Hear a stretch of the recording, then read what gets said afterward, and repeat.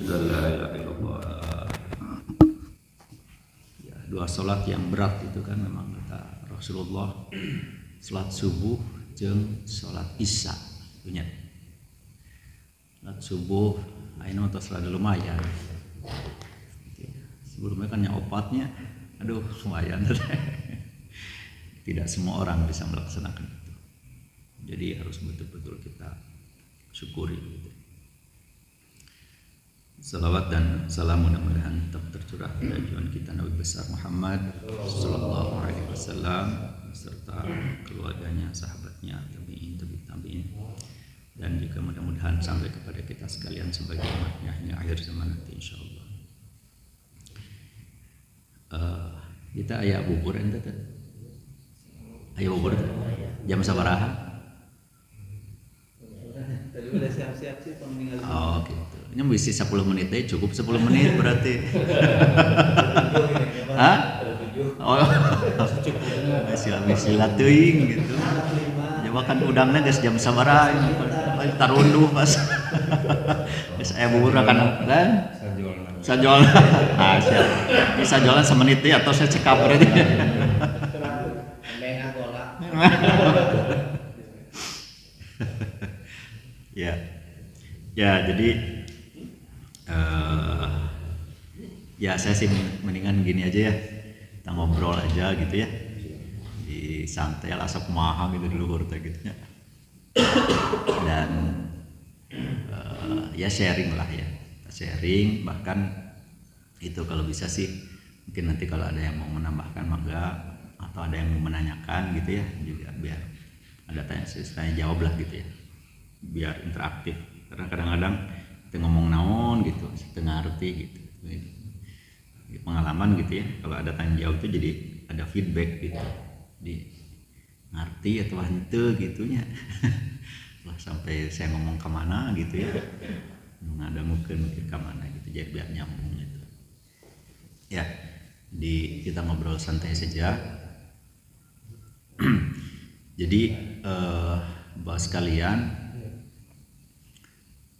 kalau kita cermati ya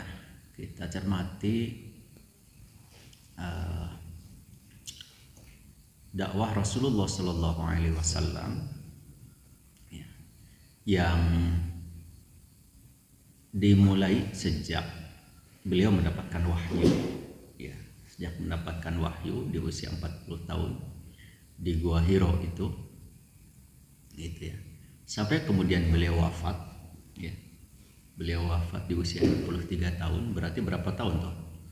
23 tahun ya.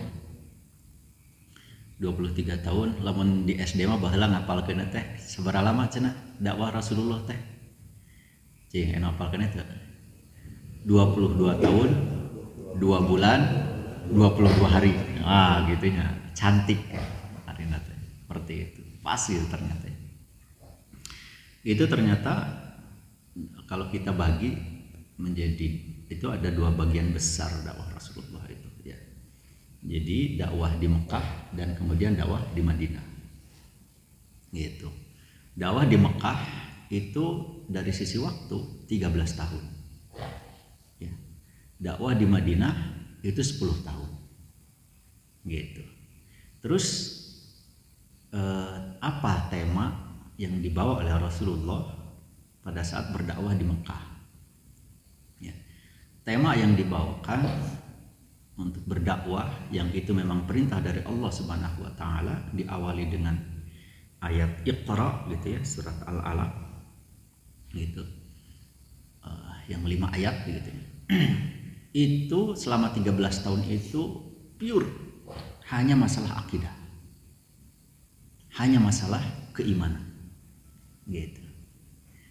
Nah, sedangkan sisanya di Madinah wah itu membahas berbagai macam permasalahan sosial kemasyarakatan.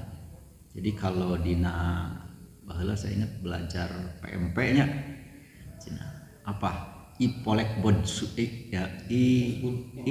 Sosbudhankam begitu. Ideologi, politik, sosial, budaya, hukum, keamanan gitu ya. Itu di Madinah gitu. Yang puncaknya di Madinah itu menghasilkan apa yang disebut dengan Piagam Madinah gitu.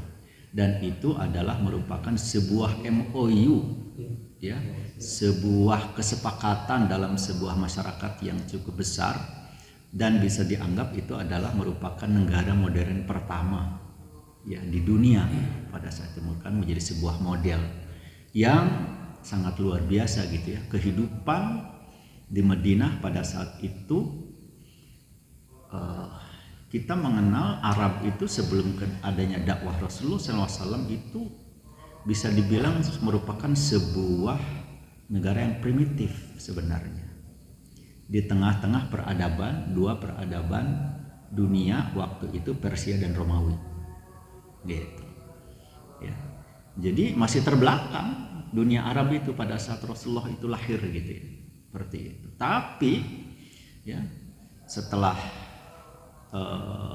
beliau wafat ya, adanya Piagam Madinah itu menjadi sebuah negara Islam modern pertama gitu, yang hari ini memang juga belum ditemukan begitu ya, kejayaan umat Islam setelah itu gitu ya. Bahkan sekarang kalau kita lihat coba negara Arabnya gitu, wah lengar gitu ya. Bahkan sekarang bangunan tertinggi itu kan di Dubai, apa namanya, namanya itu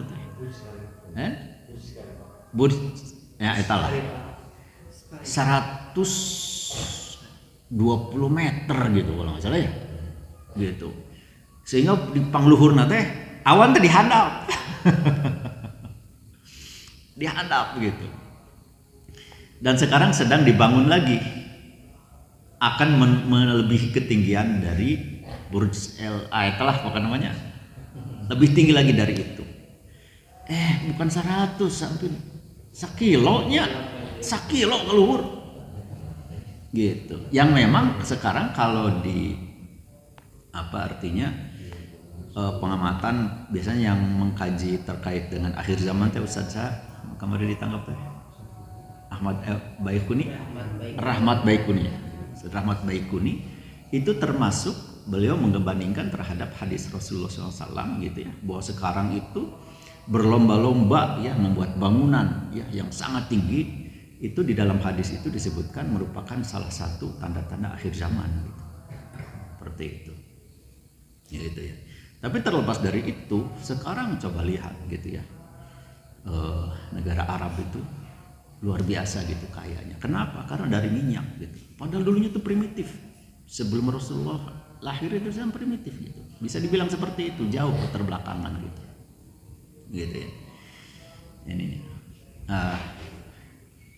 Nah, kembali kepada dakwah Rasulullah SAW gitu ya.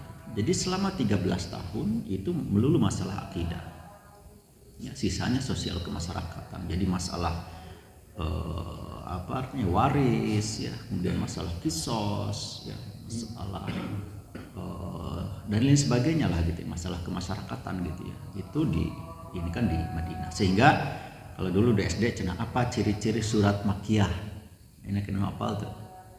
Surat Makkiyah tuh cirina naon? Pendek, hiji, kedua naon?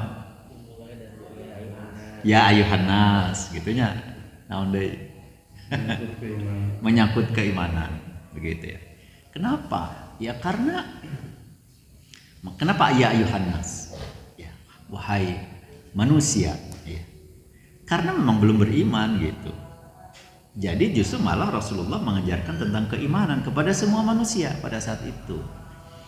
Gitu ya. Jadi saya lupa ya. Jadi Romawi dan Persia itu waktu itu dua peradaban yang masing-masing apa artinya pokoknya tidak berbasis terhadap ilmu pengetahuan apalagi gitu ya. Sumping ini.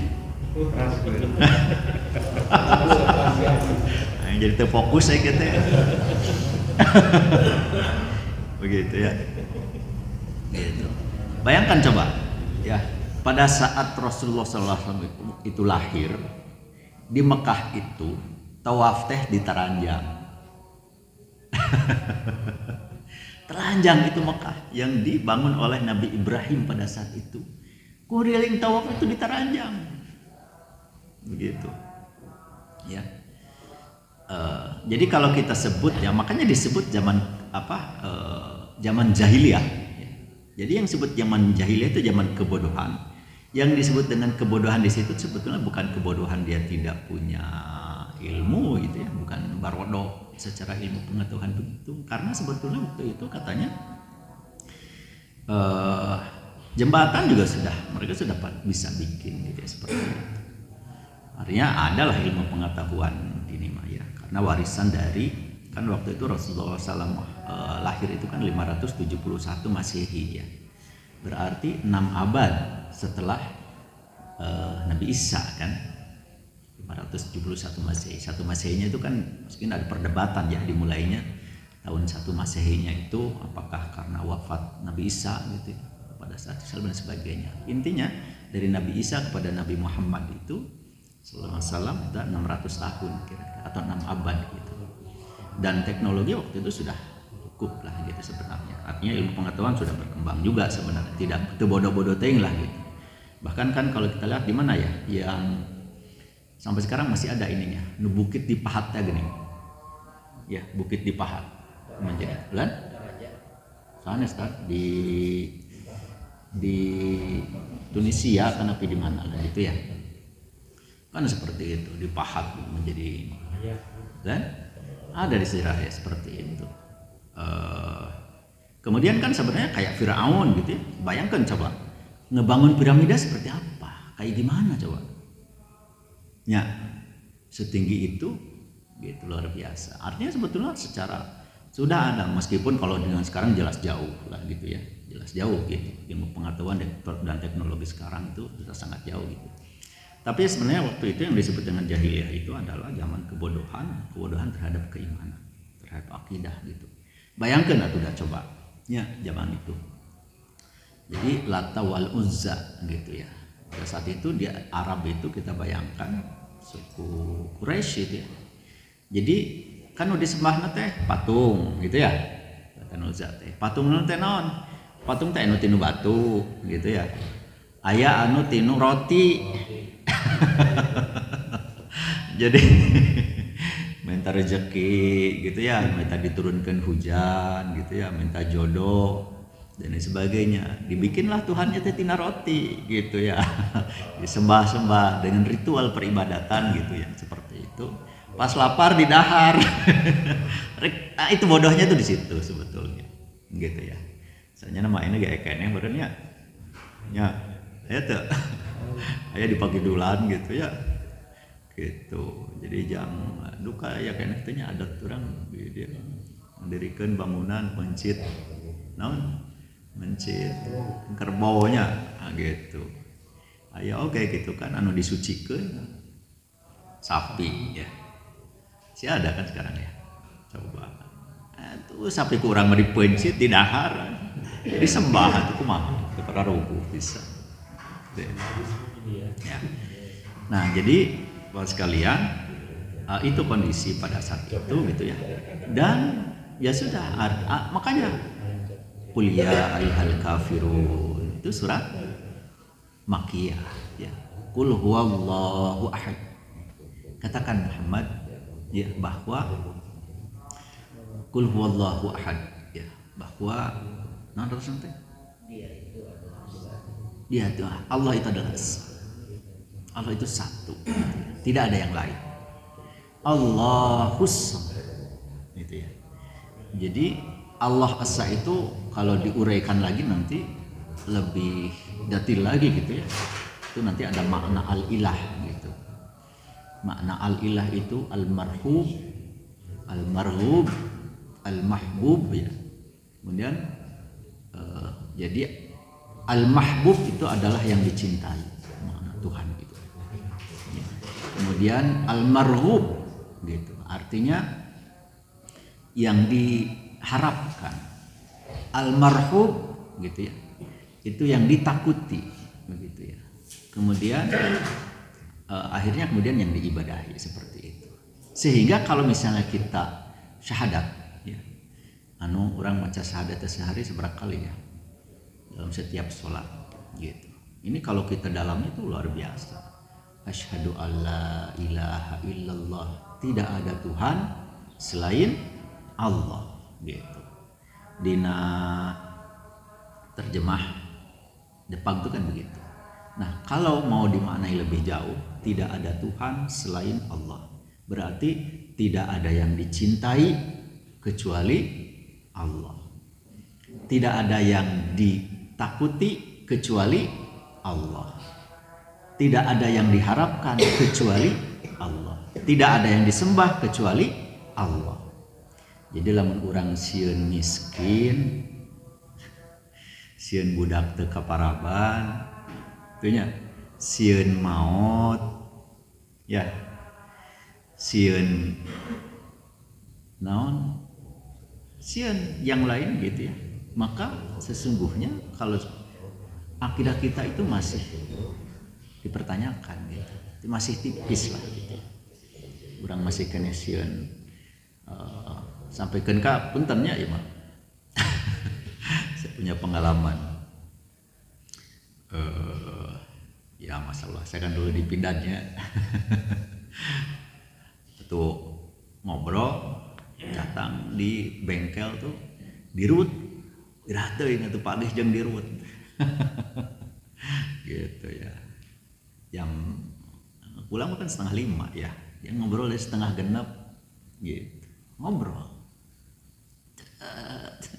terus we tuh wah tuh bangga tuh diajak ku dirut irateng pancing dirut maghrib lewat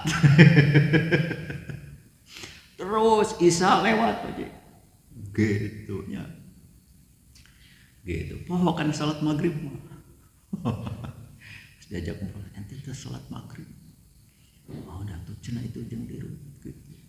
Kumaha cinta sieun ku dirut daripada ku Allah gitu kan. Cenah da ngantong nyalahkeun saya nyalahkeun dirut we cenah. Coba ya. Seperti itu. Konon katanya saya dulu dengar wallahu alam ya, di Pindan masih mending lah ya. Di perusahaan-perusahaan swasta apalagi pun tentang duka Pak Agus di perusahaan Cina-nya kardinalnya. Mudah-mudahan tesihnya ya karena saya punya banyak teman di Jakarta di mana perusahaan swasta gitu ya. Saking ketatnya gitu waktu sholat dengan 10 menit 15 menit gitu ya. Seperti itu. Lewat. Sekarang banyak kan yang umat Islam itu yang sedemikian mudah yang tidak merasa berdosa meninggalkan sholat itu. Ya. Kenapa? Ya istilah kieu. Boro-boro nu hal nu haram hese. Astagfirullahaladzim. Begitu ya. Artinya apa? Dia tidak. Kan intinya itu ya. Masalah artinya masalah keimanan. Masalah keimanan gitu ya. Nah, jadi Bapak sekalian, selama 13 tahun itu Rasulullah mengajarkan tentang itu. Allahus samad. Allah tempat bergantung bukan yang lain. Dan itu kita ikrarkan setiap kita sholat dalam surat Al-Fatihah. Ya. Iyyaka na'budu wa iyyaka nasta'in. Hanya iyyaka na'budu, hanya kepadamu aku menyembah, tidak kepada yang lain. Bukan kepada orang tua, bukan kepada saudara, bukan kepada ketua DKM, ya. Bukan kepada Pak RW, bukan kepada Pak Lurah, Pak Camat gitu ya, pada mana kepada gubernur, kepada presiden gitu. Jadi pada saat orang nginjem kababaturan atau kadulur teu dibere teu kudu muntru ya teu kada gitu ya aing mah cenah boga dulur teh gitu ya kalah we gitu beungharna gitu pedit gitu teu kudu. Kenapa? Kalau kita bergantung kepada mereka kecewa gitu. Kenapa? Yang punya rezeki itu bukan orang lain, Allah Subhanahu wa taala. Jadi kepada Allah aja minta, ke Allah mau gitu. Makin kita dekat kepada Allah, Allah makin senang gitu. Ya. Beda kepada manusia, ya sekali mah dibere, gitu. Kedua masih kena dibere, gitu. Ya, kantil nah jadi kebiasaan cenah kieu. Ilale mah gitu nya teu dibere gitu. Tapi kepada Allah ya, Allah itu makin kita meminta Allah itu makin cinta, makin senang gitu, makin suka gitu. Bahkan boleh jadi ya sebenarnya kenapa kita harus terus berdoa, kenapa kita harus memohon kepada Allah terus-terusan. Boleh jadi karena Allah itu merindukan rintihan kita. Allah itu menyenangi kita sampai menangis meminta gitu. Siga anu tukang ngamen gini nya, tukang ngamen laguna teu ngeunaheun palas. Aing ini marana gitu kan. Pas aing ngeunaheun, siapa ya waktu itu ya dari polisi kalau nggak salah namanya. Dikasih sampai ke 1 juta gitu mun teu salah. Ngeunaheun deui. Wade sampai 10 lagu ngeunaheun gitu. Akhirnya besar gitu. Sama Allah juga begitu. Jadi lamun Allah kita doa kita belum dikabulkan gitu ya. Boleh jadi Allah tuh senang kepada kita, rindu kepada kita terhadap rintihan kita, tangisan kita. Jadi terus entong bosan kita berdoa kepada Allah Subhanahu wa taala gitu. Yang boleh jadi di dunia mau dikabulkan, enggak di akhirat ya. Kalau semua doa kita dikabulkan oleh Allah Subhanahu wa taala di dunia ieu moal kawadahan. Contoh naon? Ya, salat sunat rawatib qabla subuh ganjaranna naon? Lebih baik dari dunia dan seluruh isinya. Cik ayeuna nu pangbungharna di dunia saha? Jeff Bezos cenah pemilik Amazon. Jadi Bill Gates geus eleh ku Jeff Bezos teh. Bill Gates dan Jeff Bezos. Luar biasa. Pernah ningali video di Facebook saya lihat orang tinggal di dia beki jauh leutik gitu kan. Akhirnya kemudian dibandingkan dengan planet lain, masih leutik. Ya, bandingkan dengan matahari lebih kecil lagi. Terus beki kaluhur dunia dan seluruh isinya. Kita sekarang menganggap bahwa pangbeungharna Jeff Bezos teh. Tapi kan dengan dunia dan seluruh isinya naonan atuh. Tah kurang sholat subuh, qobla sholat subuh ya, itu sama dengan kita mendapatkan pahala 1 kali. Ya, akan dibalas dengan dunia dan seluruh isinya. Cek lamun dibere di dunia, rek di mana nyimpenna? Ya, sakuan mau bisa, ka di akhirat. Begitu. Ya. Nah, Allahus lam yalid wa lam yulad. Allah itu tidak beranak dan tidak diperanakkan. Walam yakul lahu kufuwan ahad. Begitu. Ya. Dan Allah itu tidak ada yang bisa menandinginya gitu. Dengan ayat itu aja luar biasa dahsyat ini. Tong baro eta takbiratul ihram. Allahu akbar. Allah maha besar.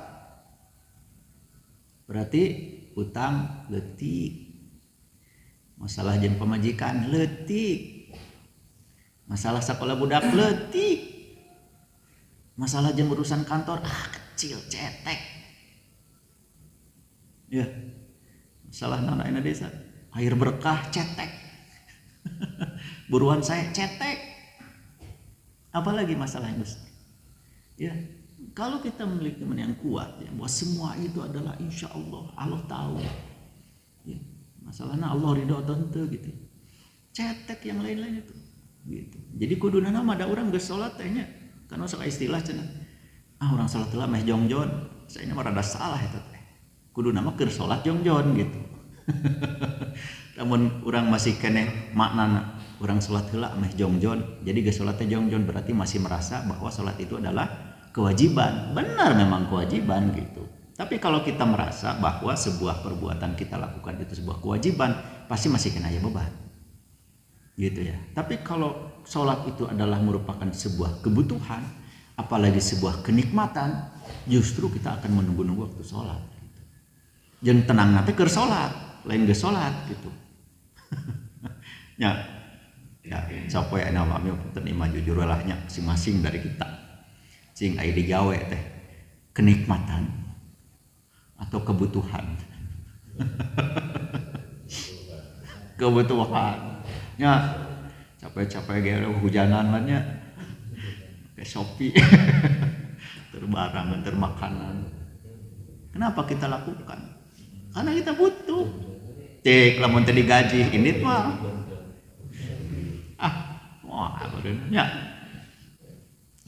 Ya kita juga sholat, kita akan mendapatkan balasan dari Allah Subhanahu wa taala. Tapi sejatinya kalau misalnya kita sudah menikmati sholat itu pasti akan kita tunggu-tunggu. Karena apa? Saatnya kita berkomunikasi langsung dengan Allah Subhanahu wa taala gitu. Ya, coba makanya memang harusnya setiap bacaan sholat kita faham semuanya adalah doa gitu. Ya, makanya kalau Rasulullah kata Rasulullah, "Arihna ya Bilal fis salat." Istirahatkan kami, istirahatkan kita dengan sholat. Jadi istirahat nanti dengan sholat gitu. Ya, istirahat dengan sholat. Nah, sekalian, mari itu saya bubur tanggal meeting. Mudah-mudahan bisa sambung nanti. Nah, jadi ini mah pengantar saja dulu gitu ya, bahwa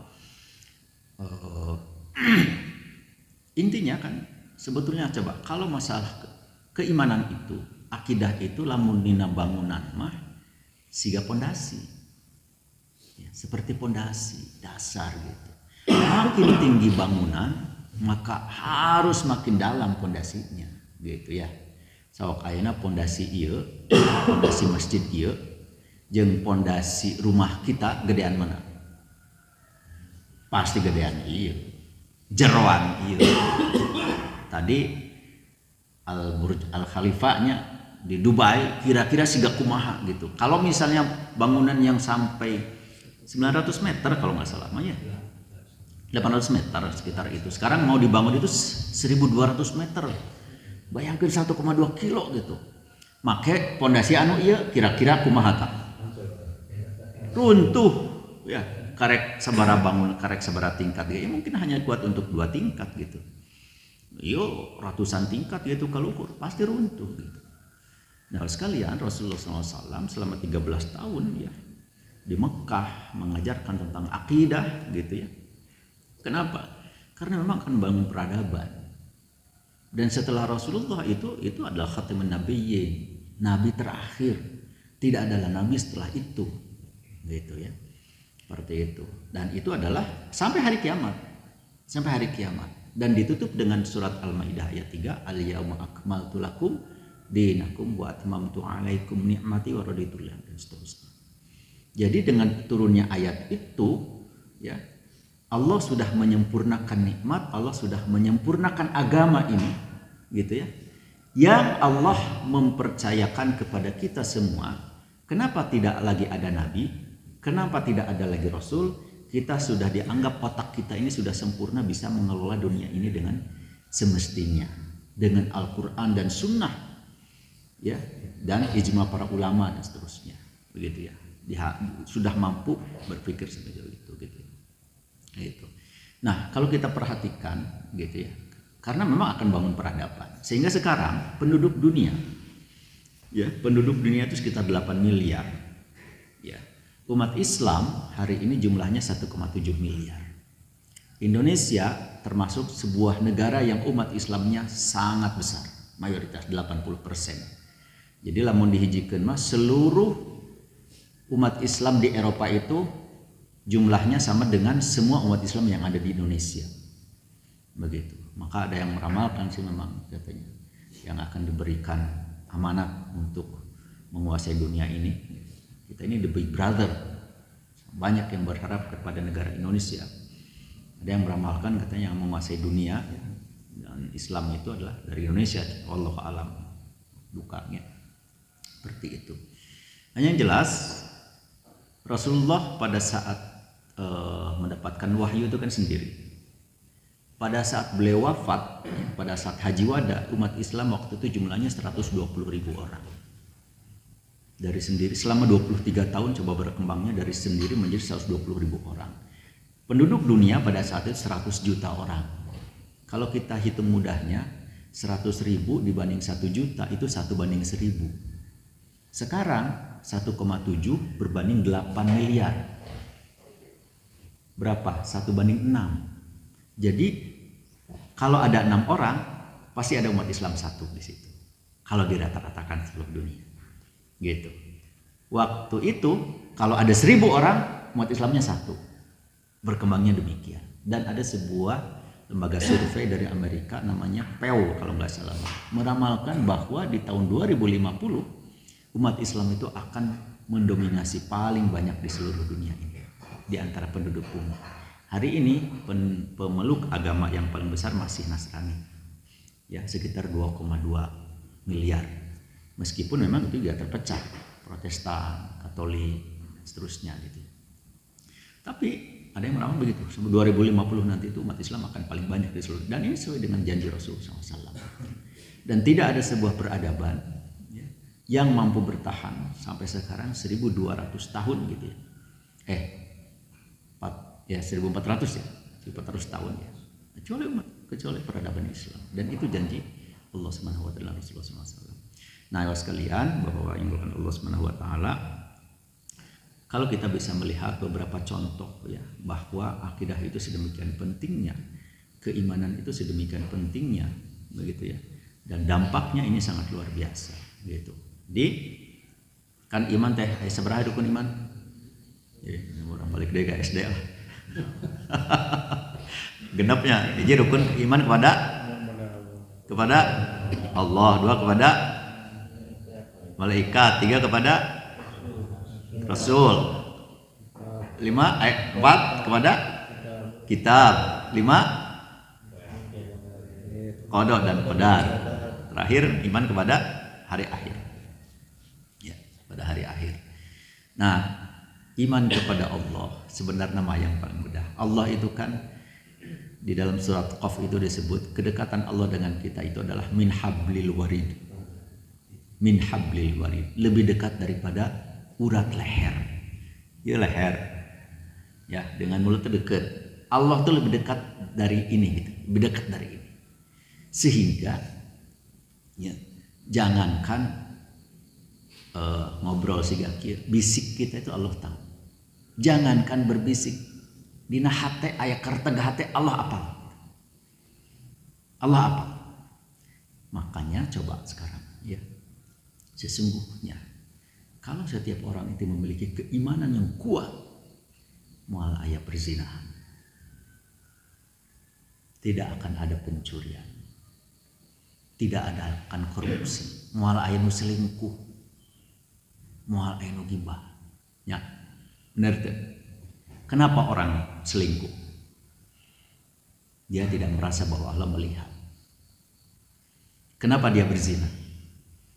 Dia tidak merasa bahwa Allah itu maha mengawasi. Dia tidak merasa bahwa malaikat di kiri kanan mencatat.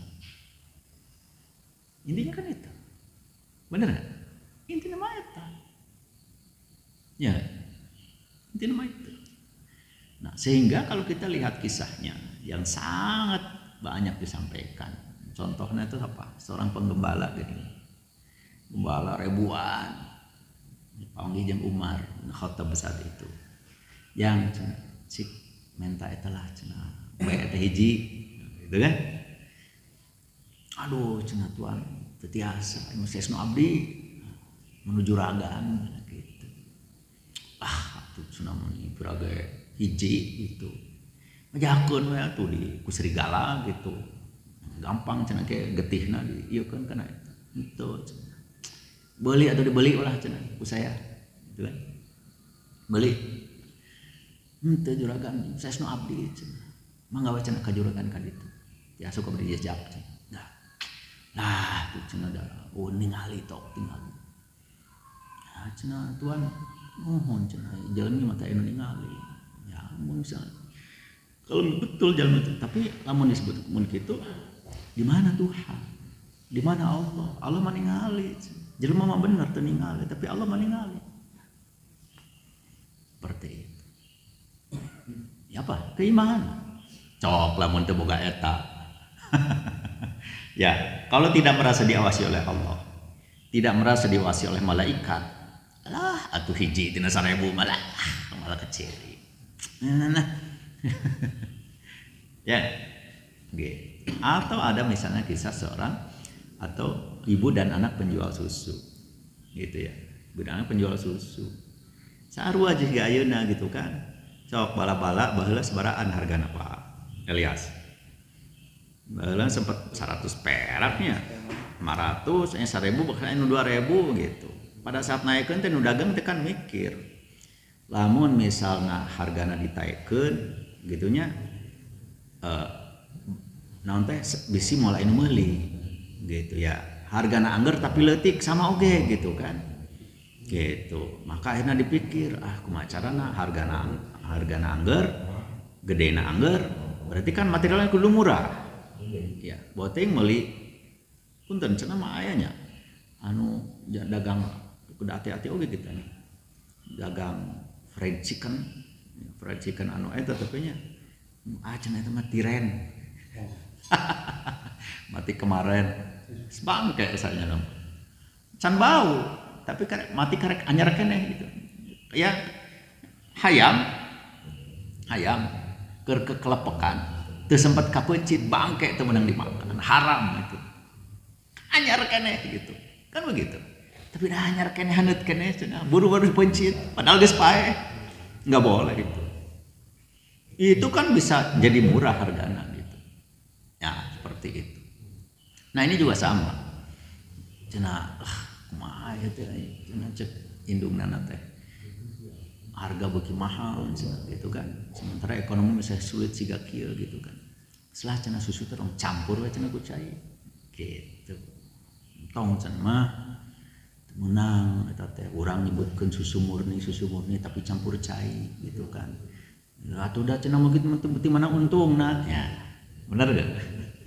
Jadi mati mana untungna tuh harga sarwa mahal segala macam baiklah entong ada unu apaleun kan cekang jeung Umar ge cenah jelema mah teu apaleun tapi Allah mah apaleun bari jeung di luar teh Umar teh sedang menyelidiki sedang melihat dan membawa anaknya lu Asim kalau nggak salah anaknya Asim dan melihat perbincangan seperti itu Umar tuh menyampaikan Sim mun urang mah kitu marenya daek teu cenah nikah tuh kaon kumaha bapak we nikahkan itu mencari calon mantu teh nu kararitu yang memiliki akidah memiliki keimanan biasa. Buat sekalian terus nyampak itu buburna gitu ya kayak lagi ini mah ngobrol lah gitu ya. Saya ingin artinya pentingnya sekarang menumbuhkan kembali keimanan kita ya yang menjadi tebal yang ini memang merupakan modal kita untuk menjalani kehidupan ini yang memang hanya sementara saja, sejenak saja. Jadi kalau kata Allah 1 hari sama dengan 1000 tahun, maka lamun urang diberi jatah 65 tahun, ge cantang tuh gitunya. Pun bapak geningal 58 tahun, kakak 52 tahun. Saya 2 tahun deui mah. Lamun sarua jeung lanjut. Gitu. Ya. Lamun urang beri jatah 65 tahun, hidup kita itu hanya 1,5 jam saja di hadapan Allah. Sementara saja. Sementara nanti di akhirat itu adalah yang abadi gitu. Maka tadi keimanan kepada hari akhir itu adalah merupakan hal yang penting. Ya, yang akhir hari akhir itu adalah salah satu keimanan. Jadi sekarang masih sebentar saja. Yang sesungguhnya mah engke di akhirat kehidupan usahanya nama. Ayeuna mah saja. Makanya jangan disia-siakan gitu kan. Ya tantom sampai aya istilah haram ge hese kumaha halal. Astagfirullah. Ya, jangan sampai. Mas kalian saya kira itu mungkin yang bisa disampaikan sekali lagi ya Ima sharing lah gitu ya ngobrol dan memang sebetulnya tarbiyah madal haya ya. Jadi kita belajar itu harus sampai yang lahat katanya nggak ada hentinya harus terus menerus gitu ya. Karena ya soalnya orang saingan jeung setan gitu terus orang ayeuna modal kieu pulang ka rumah nonton TV sok atau buka HP niatna mah rek ningali Gus Baha gitu. Tapi iklanna teh boleh kelakan. Aduh aing mah gitu. Saya kira mungkin itu yang bisa disampaikan sharing sekali lagi. Kalau mau ada yang mau diskusi bolehlah. Siapa tahu gitu ya atau mau menambahkan. Demikian. Assalamualaikum warahmatullahi wabarakatuh.